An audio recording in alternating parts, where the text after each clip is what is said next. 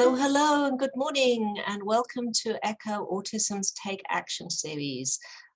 This particular session will focus on some of the issues that come up around this time of year. It's entitled Managing Stress, Family Dynamics and Challenging Behaviours Around the Holidays in the month of December, which is about to begin. And actually some of those stress, family dynamics and challenging behaviours issues, of course, also apply to the month of November, which has that big family holiday, Thanksgiving, as part of it. So our purpose today is we're going to have two seasoned parents who are going to present for us, and they're going to talk a little bit about how they plan for the holidays and some lessons learned from their life experiences living with families that include children with autism spectrum disorder, and some of the things that they've handled over the years and some of the strategies they've developed. Before they start, I'm going to introduce our speakers and panelists. And so I'll introduce myself first of all. I am Rachel Brown. I'm a physician, a psychiatrist, and a child and adolescent psychiatrist. These days, I am chair of psychiatry at the University of Kansas School of Medicine here in Wichita. And you'll see I'm wearing my Jayhawk jacket. I've worked with people with autism spectrum disorders for many years and in multiple settings, inpatient, outpatient, residential, hospital, variety of different settings and different ages and challenges, problems that people with autism spectrum disorder face. I'm particularly interested in the co-occurrence of ASD and other psychiatric illnesses. My colleagues who are here today, Renee Sorensen. Renee Sorensen, PhD, is a clinical psychologist. She specializes in the assessment and treatment of children with neurodevelopmental disorders and severe problem behaviors. She joined Cincinnati Children's Hospital in 2000 and has worked in a variety of settings for Cincinnati Children's, focusing on providing intensive intervention services across all of those settings. And then our two presenters today, Matt Wagner and Todd Coppinger. Matt is the father of two boys, both of whom had diagnoses of autism spectrum disorder. Matt serves on the Family Advocate Hub and the Crisis Care Hub team for ECHO Autism. Professionally, Matt's worked in the field of disability service provision for 23 years. The last 20 years, he's worked for the Division of Developmental Disabilities. His current role is to oversee the non-Medicaid case management system. I just have to think a little bit before I say that. It's Matt's great desire to support families to navigate the roadblocks and barriers of living lives touched by disability.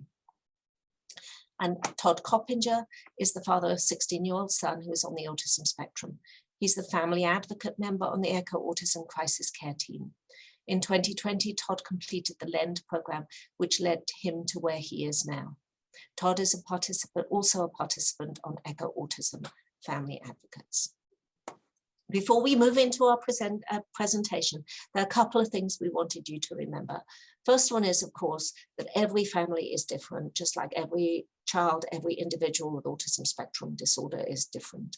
And so general lessons can be learned from the presentation today, but all of us need to plan according to our own needs and the needs of our families.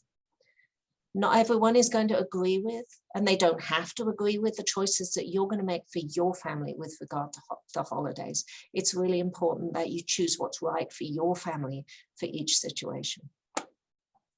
And then the third thing to say, just as a general point, is that planning ahead thing should help to take some of the stress out of the holiday season, knowing that you've prepared for possible situations that could cause distress for you and for your family member will help keep the stress to a minimum. Okay, then that's our introduction and welcome everybody. So glad to be part of this webinar today.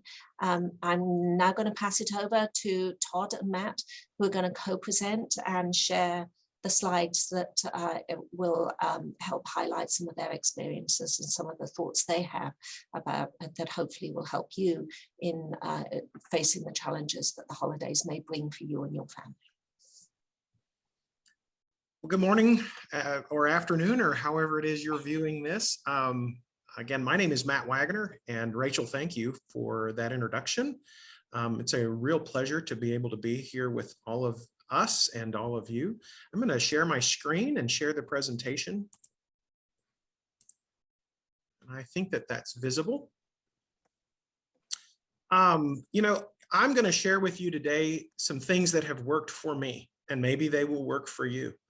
As Rachel so astutely indicated, that not everything we share today may apply to your family, but maybe what we share today will kind of help spur some discussion and some thought. You might be able to adopt some things that we suggest. You may be able to alter, or you may have to just say that doesn't work for me at all, and that's completely understandable. So that you understand, I'm going to take the perspective of a single parent. I'm a single dad. I had 2 boys, and both of which on the autism spectrum. And so I'm going to share a little bit about how we manage stress and how we manage the holiday season. So here are some overall kind of objectives. We're going to give you some personal perspectives, talk a little bit about how to communicate with your extended family, talk about safety for you, safety for the individual, maybe sometimes safety for the extended family. Adaptation is vital. It's key to successfully living through a holiday season. We want to have an escape plan. We want to know about modifying the environment, especially if we are at home. Maybe we've got the home court advantage, or if we're out and we're with family at someone else's home. And then finally, setting some reasonable expectations. I think that reasonable expectations will make you or break you. And we'll talk a little bit about that moving forward. Holiday stress. Holiday stress is typically due to our need to experience the ideal. And again, we're going to really kind of pick up that discussion of expectations. If you think about Thanksgiving, if you think about Christmas, that is the time where we personify the ideal. Think about Norman Rockwell, and everything is happy and everything is wonderful. And we have rosy cheeks, and the house is all decorated and warm and smells of cinnamon and hot cocoa. It's the ideal, it's nostalgia. So when we're addressing family expectations, holidays are stressful, flat out, right? So it's not a question of if, but how much. It's not going to be kind of, is it going to be stressful this year? Is it not? It's a guarantee. It's going to be stressful. The question is going to be how much, or how much stress are we going to deal with? So holiday stress experts, and yes, there really is such a thing as people who study and are experts in holiday stress. They say that stress is magnified because of a lack of money. If that's ever been true, it's true today, that there are a lack of resources. Commercialism and hype. Again, businesses, they make their living on nostalgia, on creating that memory, that, oh, I remember when. And it doesn't seem to be the end of Halloween, and Christmas trees are out and candy canes are out. So they're drawing on that. Other issues are increased debt. In that desire to recapture that feeling or relive that happy memory, we are more likely to increase our debt and just put it on a credit card. Then we've got planning for family events. We want to get together. We want to share in holiday season. Hopefully they're happy, but sometimes they're just not. Sometimes they're just really, really stressful. And then there's issues of travel. How far are we going? Is it around the corner? Are we going to another state, another community? Travel puts a lot of stress. Are we going to fly? Are we going to drive?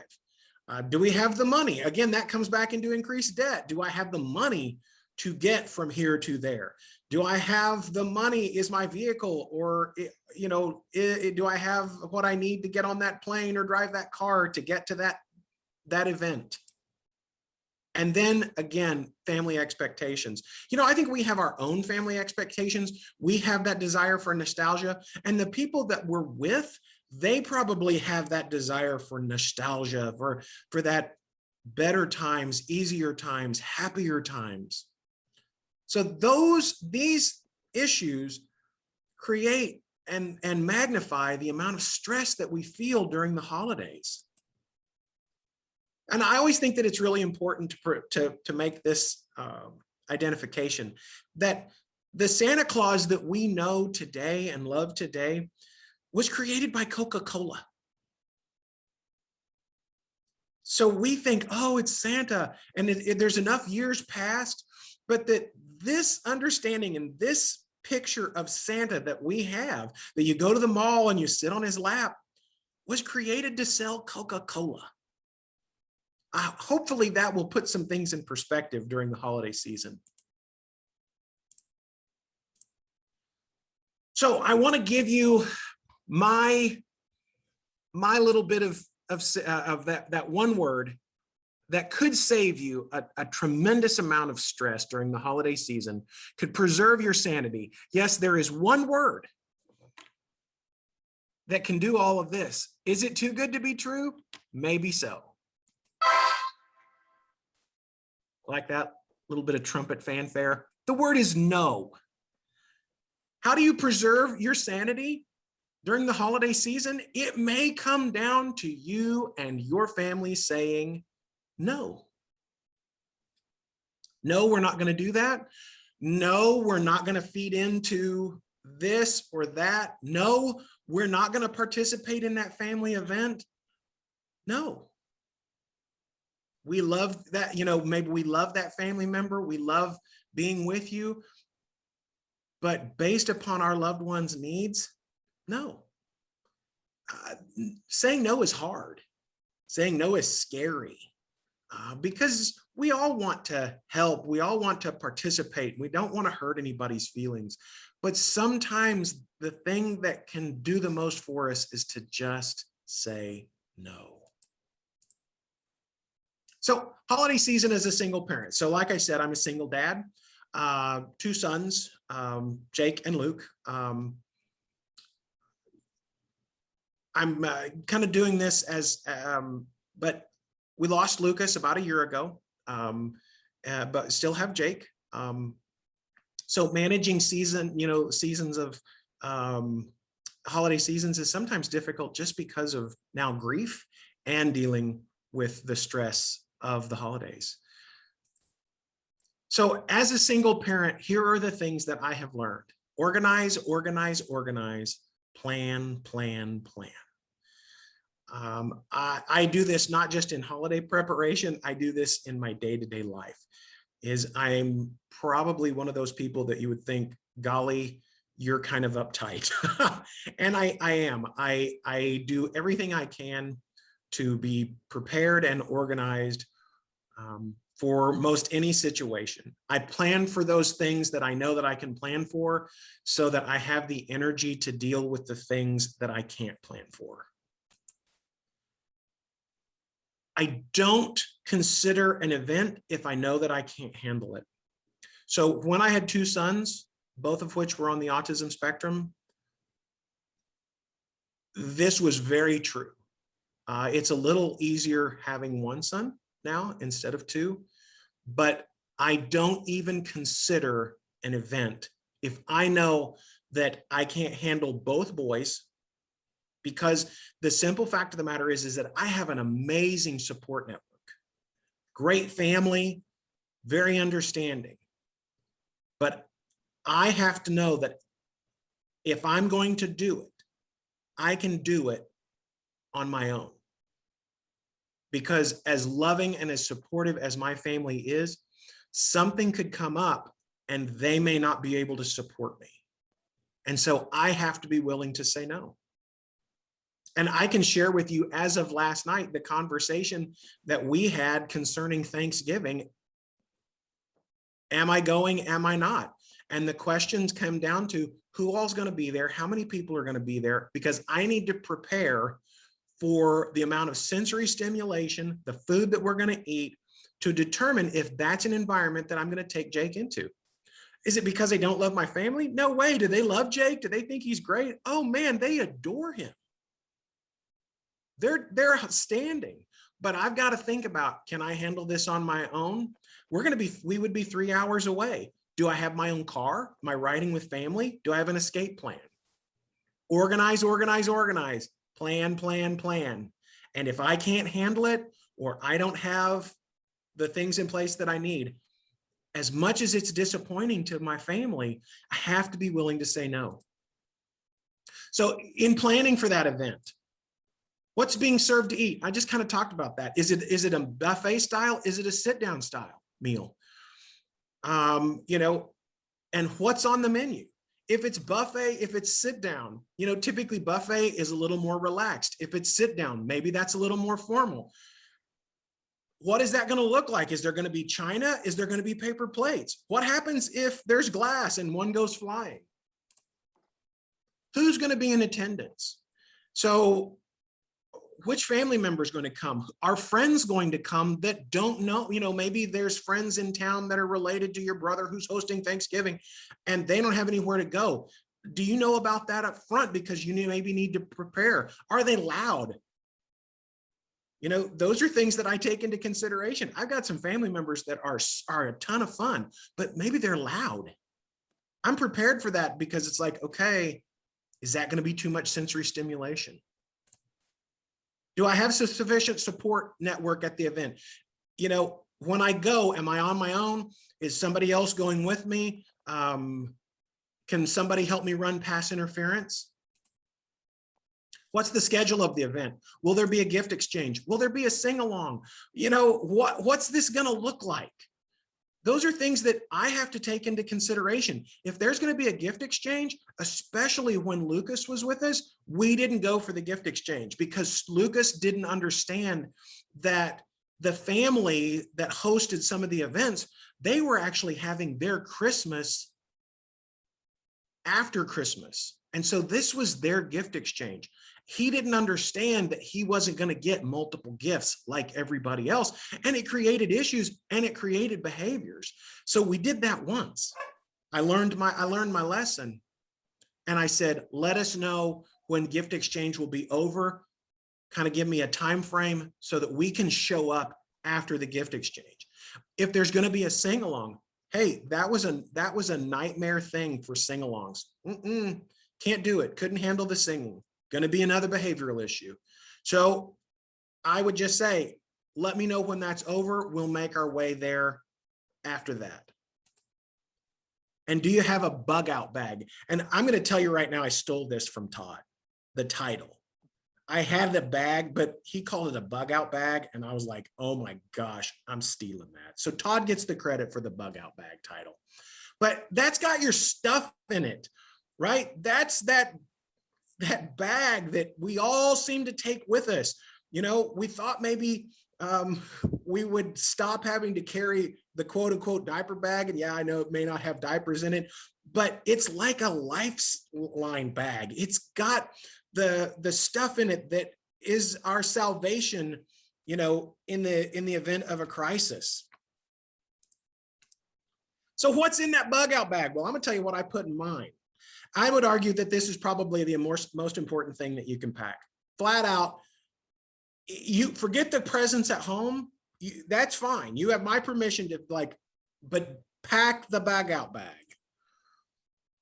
As my kids got older, I still found that I'm packing a diaper bag. It doesn't matter if we're going to a family event. My kids have medical issues as well.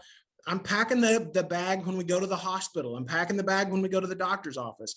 We live in a pretty rural area. The closest children's hospital is 2.5, 3 hours away. So, I'm packing that bag. So what am I going to put in that bag? Well, it needs to be personalized to your family's needs. I'm going to tell you what I put in my bag and some ideas, but then maybe all it can do is say, oh, yeah, I need to think about that. So electronic device. The iPad, we have to have the iPad flat out. The iPad has to go someplace. Headphones, are they noise canceling? So our headphones, connect to the iPad via Bluetooth, that's for two reasons, for their sanity and for mine. Because if I have to listen to another tornado siren, right, over and over and over, I'm going to lose it. But if that's what calms Jake down, we're taking it. So I've got the iPad, we've got the, we've also got a Switch, the Nintendo Switch. Because one battery might go dead, I need to have something else to slip in. Medication. So how long are we going to be there? Do I need to pack the next dose of meds? Hey, I'm also thinking about the PRNs. So I've got PRN behavioral meds.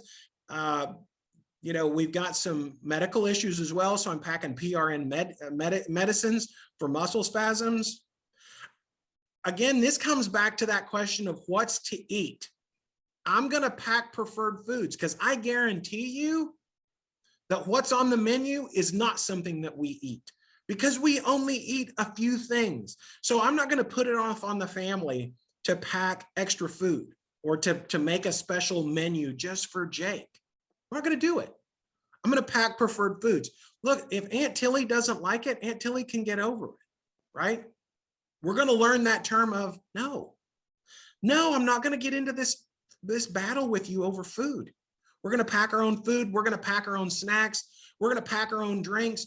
Look, if there's an issue of cups and utensils, like this is his plate and this is his cup, pack the cup, pack the plate. If they've got an issue with it, I guarantee you they will get over it. Again, we're going to pack those PRNs, right? And I'm going to pack a change of clothes. Guys, my kiddos should really sometimes get a tarp when they eat, right? So I'm going to bring a change of clothes just in case something spills, just in case something gets dirty. And I'm going to bring some preferred calming items, whatever that might be. And again, tell Aunt Sally to mind her own business. You can do that in a loving way, right? Up until my son was 14 years old, Luke carried an Elmo, and this Elmo was like mashed, trashed. But let me tell you something, Elmo went with us and it didn't matter. Okay. We got Blue Blanket and we had Elmo, and Elmo went with us, and it didn't matter what anybody thought. Yeah, I know he's 14. Yeah, I know he's almost 6 foot tall, but we're taking Elmo because Elmo calms us down. And then a schedule, a timer, something within that gives you the opportunity to count things down, to kind of help prompt and pacify if need be. The list can go on, but I think you get the idea. Yours is going to be specific to your loved one's needs. And we want to make this trip, this event, as comfortable for you and for me as for them, right? If they're comfortable, we're comfortable. If they're not comfortable, we're not comfortable. Okay. If they're not enjoying themselves, it's going to be impossible for us to enjoy being with family and friends. So I'm going to pass this over to Todd. I am Todd Coppinger, and I'm the father of two. I have a 22-year-old daughter and a 16-year-old son named Charlie. My daughter's Madison, and my wife Laura. And years ago, when Charlie was first born, he's severely disabled with autism. First couple years, our Christmases were normal, like we had grown up with, my wife and myself. We centered around a Christmas tree, presents, Santa Claus, the usual, American version of Christmas. And when my son started getting a little older, 4 or 5 and 6, he started to move around a lot. And we had put up our family Christmas tree, put ornaments that were in the family for dozens of years, collectible, put lights on the tree. And in the middle of the night, my 6-year-old son, decided that he wanted to pull a Grinch, and he grabbed the Christmas tree and pulled it into his bedroom. We were awoken with the clatter, and we went out into the living room and noticed that there was a trail of lights, broken bulbs, branches all over the hallway in the living room and into his bedroom where he was smiling on his bed with our Christmas tree right next to him. And I looked at my wife and I said, well, Christmas is not going to be the same as we know it from here on out. And so over the years, with the struggles of Christmas tree, my son has had a lot of behavioral therapies over the years. But when you're not looking, he wanted that tree in his bedroom. And so we developed the hanging, nailed down, wall mounted, downsized, bare and wall painted Christmas tree over the years. I decided right away, being a self-acclaimed craftsman myself, that I would find a way to keep that big Christmas tree in our living room, because at the time that meant that was Christmas to us. And so I nailed it down, a Christmas tree down. That didn't work. I attached it to the ceiling so it was hanging by a cable, and also attached it to the walls. But we'd found out quickly that he would just pull the lights off and all the priceless bulbs and break them. And so we thought, hey, Christmas is ruined. We're not going to be able to have a tree. And one Christmas, we didn't even have a tree, which we hated it. So the next year we decided that we would get him a small tree for his bedroom, which wasn't good enough because he decided that he wanted the big tree in his room because that little tree wasn't as good. So we ended up doing the wall painted Christmas tree with no ornaments or lights. Christmas presents had to be hid until we opened them, because he decided he wanted to open all the presents. So that idea of having all the presents under the tree was not happening in our home. So looking at the holidays, my wife and I decided right away, before we go to Grandma's house where there's a Christmas tree, where there's all these things he can destroy, and we felt would ruin the holidays for everybody if he did that, we decided to start communicating with the family, and finding out as much as possible about the environment that we'd be in before we go, where we are meeting, how many people were going to be there, and like Matt said, the makeup of who's going to be there.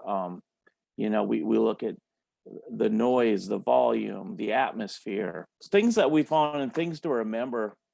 As my son grew earlier on, my son had, there would be about 80 people at the gatherings, usually a big family at Grandma's. And there was a lot of cousins that were about Charlie's age that would run around with Charlie and play with him and, kind of in ways help us out a little bit.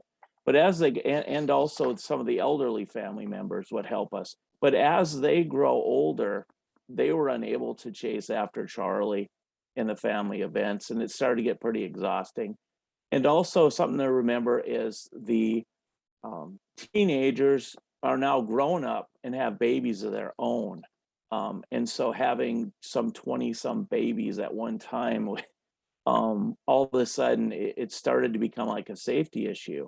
And my wife and I and daughter would be chasing him constantly and not even being able to visit, and becoming exhausted just going up there for the day, for the afternoon for Christmas. So we learned that we needed to designate certain family members who knew Charlie well. Here's a die-cast model of a John Deere tractor, a gift one year for all the kids.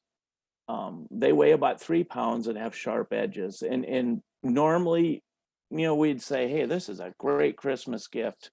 My family, both our families come from an agricultural, the John Deere tractor. Until one year when my son decided he liked to throw things, shoes, toys, anything, just not meaning to hurt anybody, but just like throwing them. Seeing all these tractors around and thinking 3-pound metal projectiles flying through the house was a safety issue. I dreaded it. I found myself going through the toy box and looking and hiding these toys, and then thinking I'm hiding these toys from all the other kids too. And so safety, we kind of developed an inventory of the dangers when we would go to Grandma's, and that was usually where we went for Christmas. And even in our own house, we would talk with whoever was hosting about some of the dangers, like windows, sharp objects, projectiles, glass, what was around that Charlie might get his hands on or possibly hurt himself or others. And so we took a lot of measures for safety, in advance. Matt talked about escape zones, safe zones. My son, I'm just kind of jumping around. My son has a bad seizure disorder, and at times he needs, if he has a grand mal seizure, he would need his diastat with his medication. And so we would keep it in our little bug out bag, and we would put it in like the coat room at grandma's. And at first it was easy to get a hold of until we needed it one time. I went into the coat room to notice that were hundreds of items stacked on top, coats and bags and whatever. So then having to run through and look for this, that's something that we quickly realized we need a specific place, a safe zone, and a place for these specialty items. And also came into play as educating dedicated family members who have had recent interaction with Charlie. And education may include medical protocol for seizures and other health concerns, behavioral interventions that work. Having other family members that know these things is great. And then, of course, having the bug out bag, which is very important, having those preferred items that you can quickly pull out and take care of that situation before it arises, and adapting to the situation. So we wouldn't exhaust ourselves, my wife and daughter and I, we decided to talk to other family members about designating them to give full attention to Charlie while we could visit with other caregivers and interact with them in meaningful ways for a half hour to an hour. We went many Christmases with not talking to Uncle Jimmy or whoever else, because we were chasing Charlie around. Having somebody to take Charlie for a half hour, my wife would do a shift, my daughter would do a shift, an aunt would do a shift. It really helped out and actually made it possible for us to interact with other family members and get in those big conversations around the table that we normally couldn't because we were so busy taking care of Charlie and putting out fires here and there. And we found that doing this helped create really strong extended family ties. And, the more interactions with family members, there are more opportunities for understanding the challenges and Charlie's diagnosis. We figure we're not always going to be there, and these younger family members will be there 20, 30 years from now with Charlie. And they will understand he won't be somebody that's kind of left out of the family. That's really important to us. And so we talked about an escape plan to be able to get the items needed to leave readily available at times. We talked about putting stuff in a special place. Sometimes that place might be in the car. And with so many people visiting for the holidays, we found not parking your car up front where it can be blocked in. Parking it in a place where you can easily accessible, and you can leave whenever you need to. And this is important too, because a lot of times we found my son would have a meltdown and we could quickly take him for a car ride for 15 minutes and then come back and everything would be okay. And learning to say no, like Matt says, be assertive with friends and relatives. When you get exhausted and stressed out and Charlie's overstimulated, we would have to say it's time to go. And we have a lot of family members following us, and they would say, hey, it's okay, we'll help you, you can stay, we're going to help you now.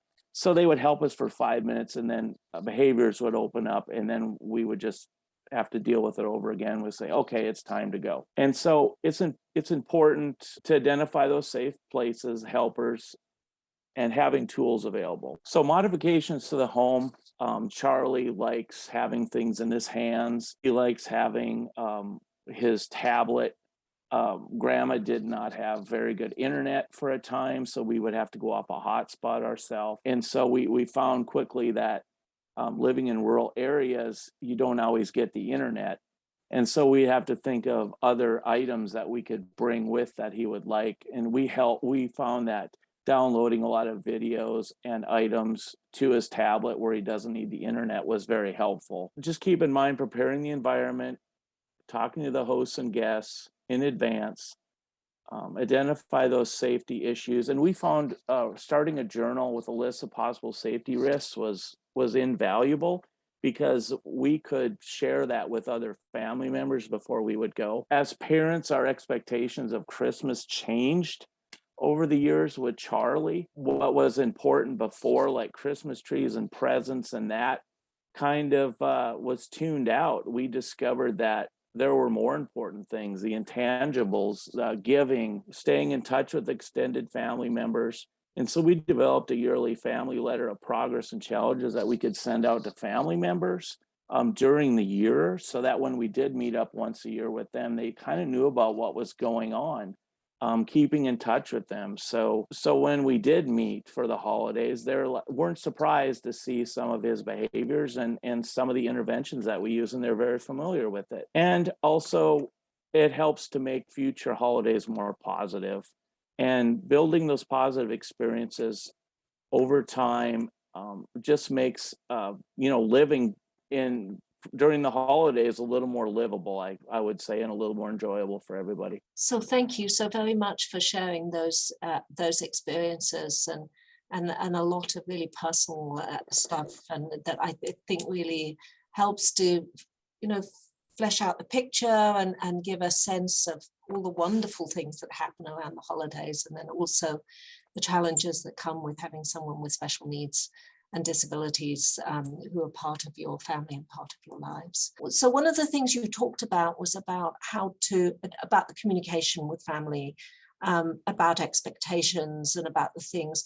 And Todd, you talked about the letter strategy and how helpful that has been for you and your family.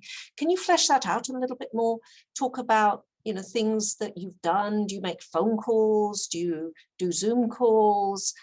And how do you frame it? What do you actually say in the conversations? And how do you approach it? If you want to start, Todd, and then Matt, you chime in.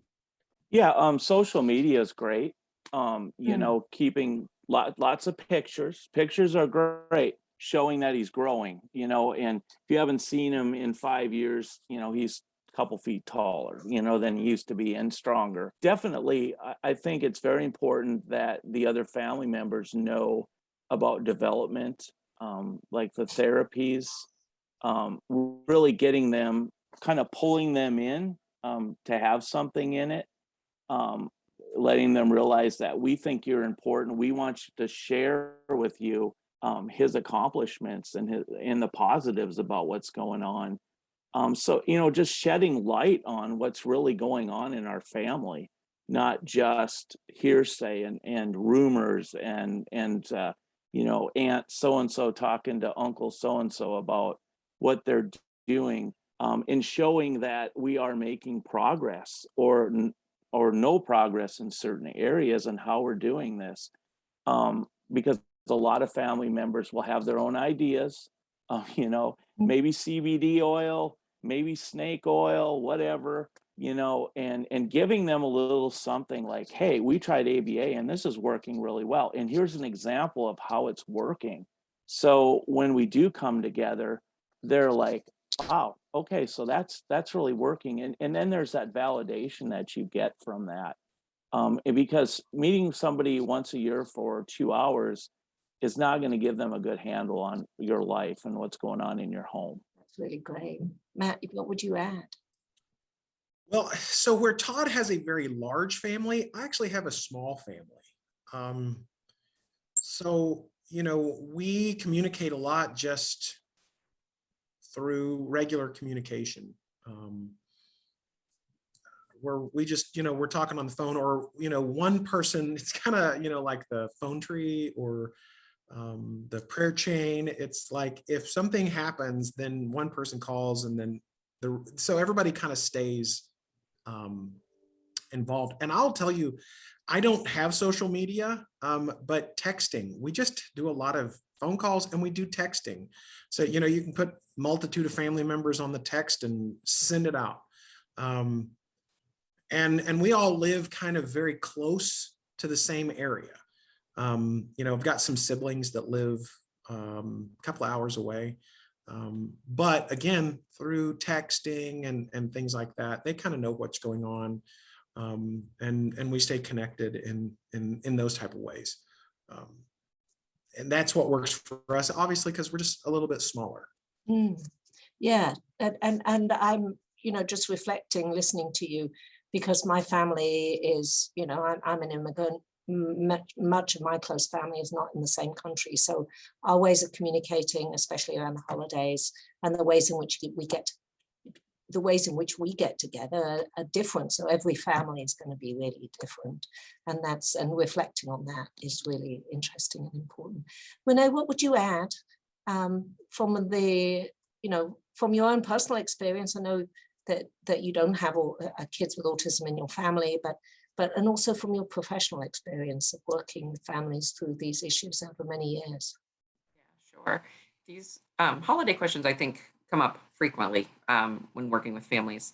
They are a stressful time, and trying to figure out how to plan. And I think Matt and Todd provide so many great tidbits, from the trenches of doing this year after year after year. I think the biggest thing I can say to families is be honest with your family. Don't try to fit a mold.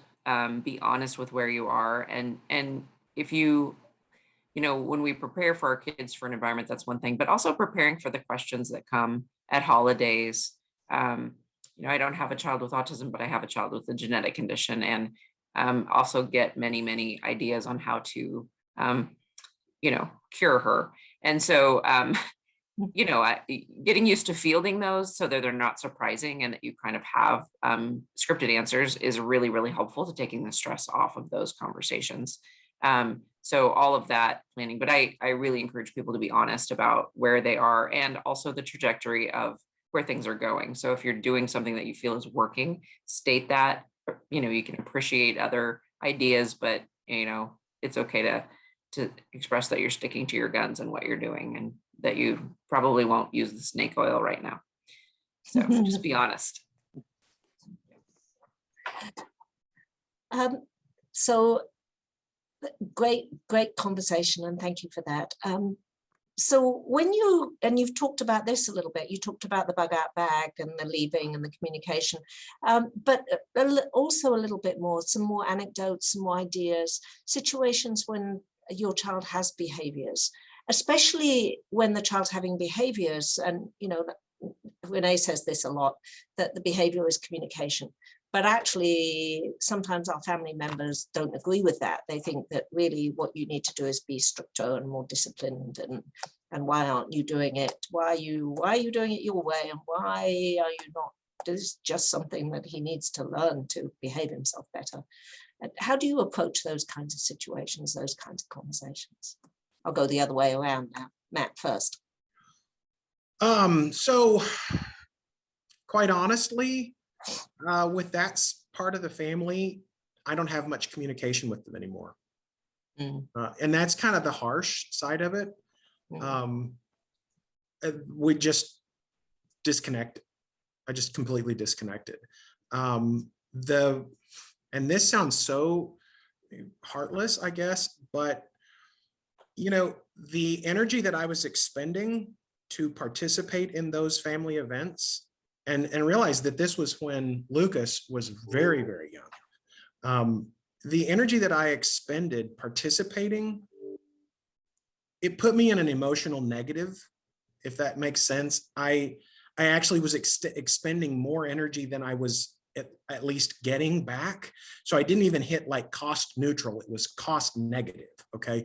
So it wore me out. And I had to make the decision to say, look, this isn't worth it. It's not worth it to Luke. Okay. It's not worth it to me. So I just withdrew, because I think that, you hope that people are well-meaning. You hope that they're not just really hateful people. I didn't stick around long enough to find out. On the other side of the family that I have interactions with, it builds, it feeds my spirit. It builds my soul. Yeah, they might have a thought. And here's my thought on this. And Todd, I hope I'm not stealing your thunder. It needs to be okay for them to ask a question that may feel a little yucky. You know what I'm saying? I don't need to expect that everybody's going to bring everything to me neatly packaged, using the right person-centered language and all of that. I need to be okay with them making the best effort they can. They may not call it the right, they may use a term that, professionally I might go, ooh, okay. But there's no malice in that. And if they're asking, maybe they're asking because they just genuinely want to know. So I need to extend grace to them. I'm asking for them to extend grace to me, right? So there needs to be some reciprocity in that. And I extend grace to them.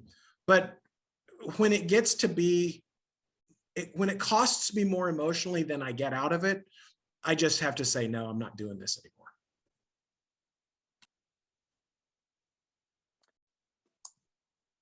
I think I agree with Matt 100%.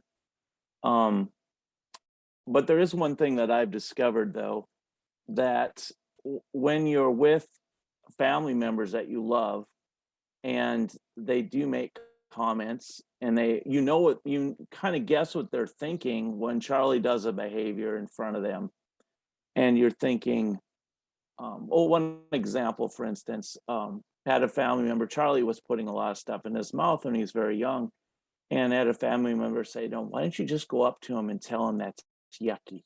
That's yucky. Don't put that in your mouth." And I looked at my wife and I looked at them and I just said, "Oh my gosh, I've never thought of that. Never, ever thought of doing that. That's just so simple. Why, and getting that feedback or getting the look on the face of that relative, like, hey, I'm embarrassed now because I insulted two parents that are doing a great job and they're intelligent. They know this child more than I do, and so never heard anything back from that relative after that. And so that's kind of the way that we've handled a lot of relatives, in how they like to give the suggestions, and just kind of letting them know, that's great. We accept your feedback on how we should be parenting him, but you really have no clue at all what it's like to live with Charlie and how to deal with him day by day. If you want to chase him with his repetitive behaviors, and try to intervene 500 times in an hour, if you've got some Snickers bars in your pocket that you can bring with to keep the energy up, more power to you. But you'll find Charlie will win every time. So I think by setting the example is the most powerful way to deal with family members like that, if they're willing to listen. Yeah. Yeah. You want to add anything, Renee? I really think they covered it. The only other encouragement I have is if this really stresses you with your family dynamics, seek help. Sometimes even just counseling for yourself can help you, bolster your ability to tolerate some of the things you do, or find that boundary, like of where you need to pull out because it's no longer feeding your soul and it's sucking you down. And those are really, really hard boundaries to set. So some people set them very easily. Others really struggle with those boundaries. But know what you need, and don't hesitate to seek help in figuring that balance out, because it can be really, really hard, especially if you maybe have a small family or small village and you feel like you need to set boundaries and cut that even smaller. That's really stressful for some people, but sometimes it's also liberating. Because when you do that, you'll find that other people will actually, that maybe weren't family by blood, but will become family by friendship and support you. So I just encourage people to seek help with that if they need it. Yeah, thank you. And yeah, those things are not easy. One last question about flexibility. And I heard both of you talking about the ways in which, what you expected the holidays to be like. The holidays weren't, and so you end up with that painted on Christmas tree that Todd described so beautifully, because Charlie wanted the real one in his bedroom, and you can see why, because that Christmas tree is so lovely and sparkly and beautiful, and I could see why one would want to sleep with it. So that flexibility, how can families be more flexible? How can we help them to think through that flexibility especially around family gatherings. And, you know, every family, and it's part of what makes us families, we have rituals and expectations, and these are the ways we do things in our family. And it's one of the things that binds us together, and those common practices. But it's also, there are also things that sometimes are a little bit more imprisoning than they need to be. So can you talk a little bit about that flexibility and how you've worked on that? Yeah, I think it begins by what we're doing right now, getting the word out. There needs to be a change, a culture needs to be developed by us, by the parents, and kind of spreading it out, letting other families know and young parents know. They're wondering about the future when you find out that your child has been diagnosed, and it hits you really hard that first time when you hit that first holiday and you realize it's going to be different. And this is such a precious time in our life that we've always thought of it as so important. All of a sudden it's destroyed. And what kind of supports are out there? And I'm just thinking supporting other families in any way you can. Getting on social media, writing letters, whatever you can do to spread out that there are options. And like Renee said, there's help out there. Look for that help. And there's a wealth of ideas out there if you look. Man, those are great points, Todd. Todd made mention of something that I'm going to highlight again, that it's something that we do as well. And I didn't think about it until Todd said it. So yay, Todd, is Christmas gifts don't go out until Christmas morning. Okay. Now his may be that because Charlie's like, dude, let's open it. The Christmas presents being under the Christmas tree was too anxiety producing for my kids. It still is. And they may not try to open them, but we're one of those families that we don't tell them that something's coming until we're literally in the car going. Okay. So we learned that, prediction is great unless it's going to create more anxiety. And it created a lot more anxiety when I started predicting for certain things. So, yeah, my kids at their age should be able to handle that Christmas presents are out. They're not. The tree is up, but Christmas presents don't go under the tree until they go to bed Christmas Eve. Yeah. And that's kind of that flexibility. I think that it comes down to your life has changed. I think that all of us as parents are very aware that our lives have changed, but I think sometimes we don't think about the fact that our lives have changed. And I think what Renee said about mental health services, there is a real grieving process that we go through, whether we acknowledge it or not. We go through a grieving process. And so that I think that we can have more flexibility when we can accept and acknowledge that things don't look the way we wanted them to look, and that it's okay for us to mourn the loss of ideals and expectations. So, I'm working towards mental health licenses here. And I think it's really important to acknowledge that we grieve not just that initial diagnosis. I think each of us could say, I had a grieving period when we got the initial diagnosis. We still grieve along the life progression. There are seasons and times where we grieve again that loss of the ideal or the expectation. And I think that life can get easier to manage when we stop putting the expectation on us. I should be over this. This is no big deal. Why am I?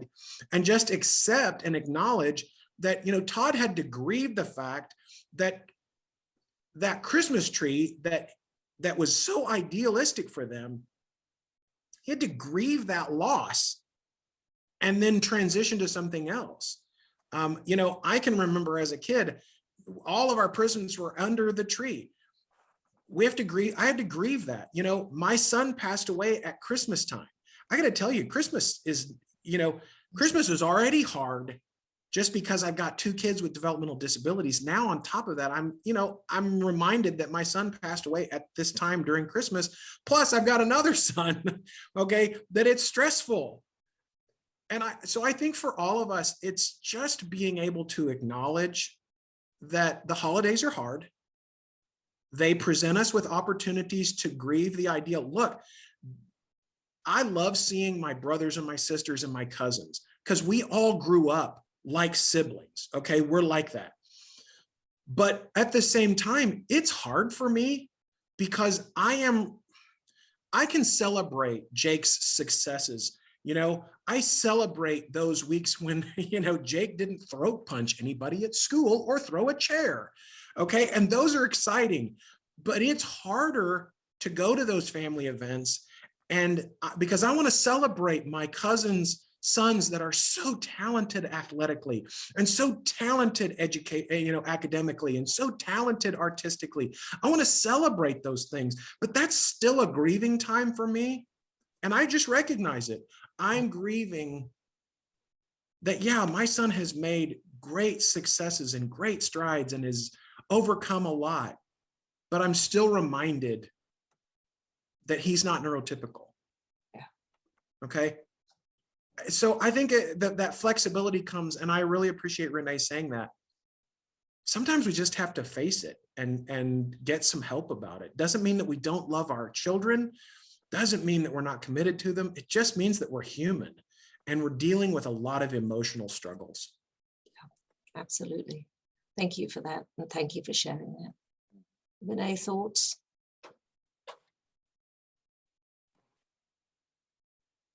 If I can manage my microphone, yes. Yes, wonderful. Both Matt and Todd again. Help along the way. We see increases in some of that grief with milestones, as milestones, specific birthdays and specific events, graduations, kind of major life events, or as you come into transitions with different ages, anything that kind of shows you in a sense, a disparity, and the ability to grieve that and be honest about it and sit in those feelings and let them feel so that we don't get paralyzed by them, but then also open yourself up to the wonderful opportunities and the differences and the ability to build new traditions and new things that your family will come to love and that will, that you can grow over time. Also the ability to use humor, to look back with laughter about, things that, like as Todd described, the tree going into the bedroom, and the trail of lights. So the ability to again, have those stories be part of your story and your journey that you can look back with, at the time might have been challenging, but that you can look back with humor and, good memories. And that's part of that process, right? To build, and to go through those processes. And I think families have to be encouraged to actively grieve, to let themselves feel the hurt and to talk it out, process it, and then move forward with it, whether that's with their family or with professional help. There's lots of resources. Parent groups are wonderful to talk through some of those and typically exist around and now are available virtually. So there's many resources that one can usually use, and often a group of parents together is one of the most wonderful ones of walking through. I also like groups of parents. Shared disability is fine, so all parents with autism is helpful, but even across different conditions and things, because that process is the same. And so sometimes it's really helpful it almost helps you realize that it's a process rather than an autism. Because autism is, yes, one of them, but there's many, many more as well. And it's a similar process. So really encourage those resources, but also then looking to find the beautiful gems that come out of what we learn in living with children with autism and working with them and, building new traditions. So thank you, everybody. Thank you, Matt and Todd, for sharing so much about your own lives and your own experiences. I feel really privileged to be part of it. It's one of the really precious things about being part of the professional community working with people with autism spectrum disorder. So I'm very grateful for being part of this conversation this morning. So thank you, everybody. Just a reminder that I hope that anyone listening to this, watching this, will take home some thoughts, some ideas. Every family is different, as we said, and so there will be things that will work for you, and things of what Todd and Matt and Renee and I have said that will resonate with you, and other things where you'll say that was not useful, and our experience is not that, and that's absolutely as it is, and as families are. Don't forget that not everyone will agree with the things that you decide to do for your holidays and to manage your holidays with your family, and that's also fine. And that what matters is that you have the opportunity to be together with the people that you love for as much or as little time as makes sense and is positive and gives you that positive energy and doesn't drain you. So thank you so much, everybody. And I really hope that those of you who have the opportunity to see this webinar will find some of what you you will hear and see helpful to you. And all the best for a wonderful holiday season.